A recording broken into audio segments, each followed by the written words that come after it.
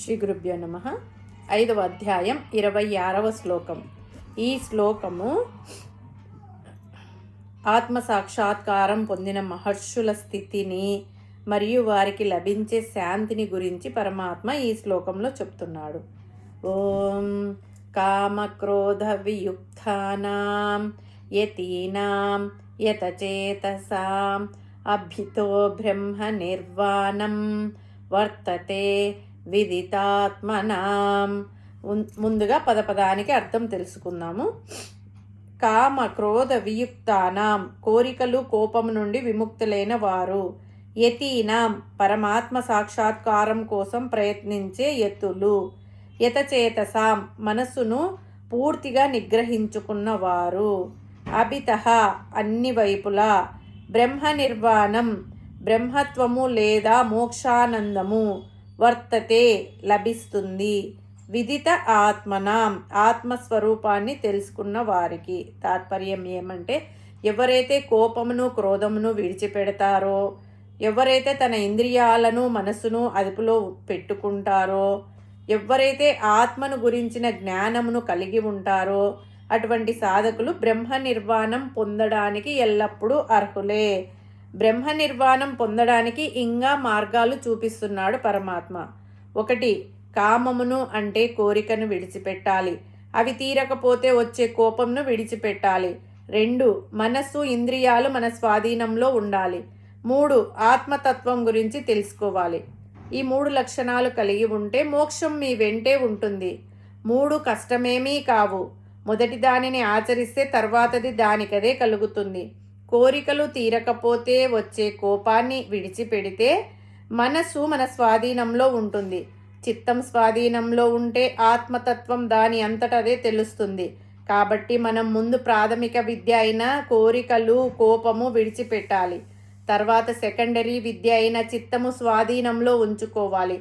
తర్వాత ఉన్నత విద్య అయిన ఆత్మజ్ఞానం పొందాలి.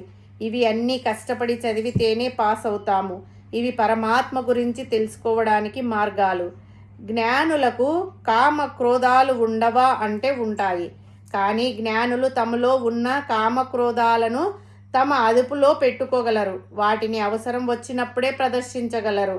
కానీ సామాన్య మానవుడికి కోరికలు అవి తీరకపోతే వచ్చే కోపము అతని అదుపులో ఉండవు. విచ్చలవిడిగా ఎక్కడంటే అక్కడ ఎప్పుడంటే అప్పుడు ప్రదర్శిస్తూ ఉంటాడు. పైగా అజ్ఞాని ఎప్పుడూ తన యోగక్షేమాల గురించే ఆలోచిస్తాడు. యోగం అంటే తాను పొందినది, క్షేమం అంటే పొందిన దానిని జాగ్రత్తగా పెట్టుకునేది. అజ్ఞాని ఎల్లప్పుడూ ధనము, ఆస్తులు, పదవులు సంపాదించడం ఎలాగా అని ఆలోచిస్తుంటాడు. అవి తనకు లభించడం ఒక యోగంగా భావిస్తాడు. లభించిన ధనాన్ని, ఆస్తిని, పదవిని కాపాడుకోవడానికి తాను ఎల్లప్పుడూ క్షేమంగా ఉండడానికి ప్రయత్నిస్తుంటాడు. సామాన్య మానవుడు ఈ రెండింటితో సతమతమవుతూ ఉంటాడు. కానీ జ్ఞాని తన యోగక్షేమాల గురించి పట్టించుకోడు. సమాజం యొక్క, సాటివారి యొక్క యోగక్షేమాల గురించి ఆలోచిస్తాడు. అదే జ్ఞానికి, అజ్ఞానికి, సామాన్యుడికి, సాధకుడికి ఉన్న తేడా. ఇక్కడ యతీనాం అనే పదం వాడాడు పరమాత్మ. యతులు అంటే ప్రయత్నపూర్వకంగా సాధన చేసేవాడు అని అర్థం.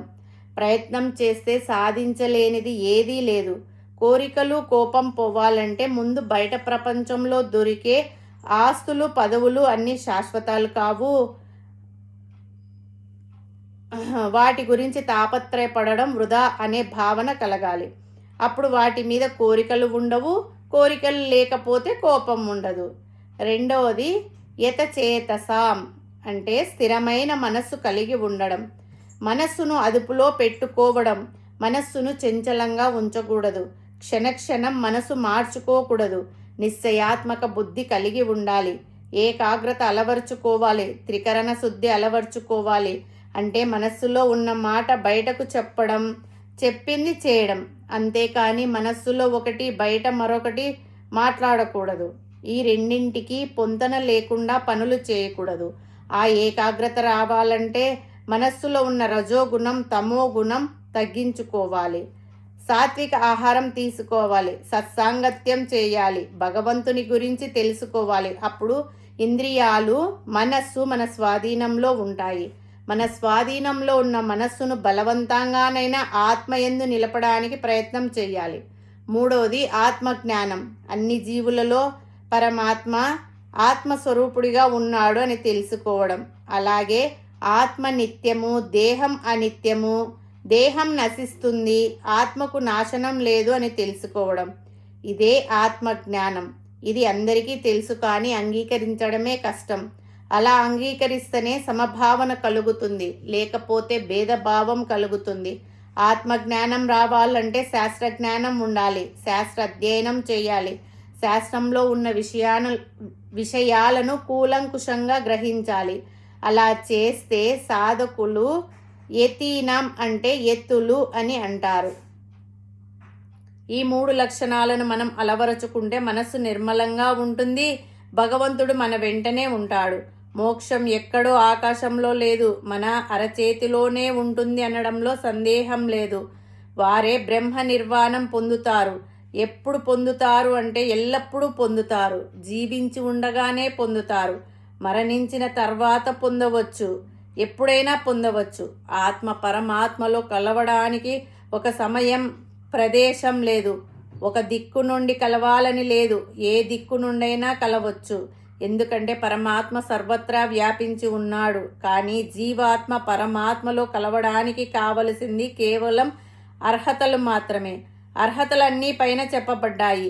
ఈ అర్హతలన్నీ ఉంటే జీవాత్మ పరమాత్మలో లీనం అవుతుంది అనడంలో సందేహం లేదు.